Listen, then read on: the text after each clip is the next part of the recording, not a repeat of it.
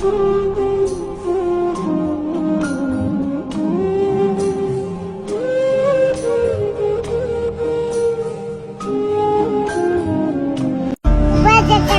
الله الرحمن الرحیم. ملګرو یو ډیر زیات افسوسناک خبر هغه در سره شیر کوم کومه چې په سوشل میډیا چلیږي او پکې ویل کېږي دا کم مشهور ټیک ټاکر چې دی وای دا وفات شوی دی. د دې کم حقیقت چې دی هغه در سره نن په دې ویډیو کې هغه ایکسپلین کومه.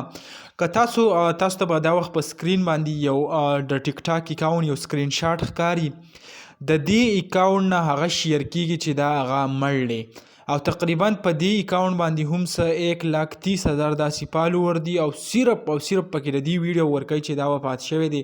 بس د آرمی تصویران او د علاوه د نور تصویران دایره یو ځای کړي او هغه تی شیر کړي او د دې نه دا ګول دایره چاپیر کړي او وایي چې دا وفات شوی دی.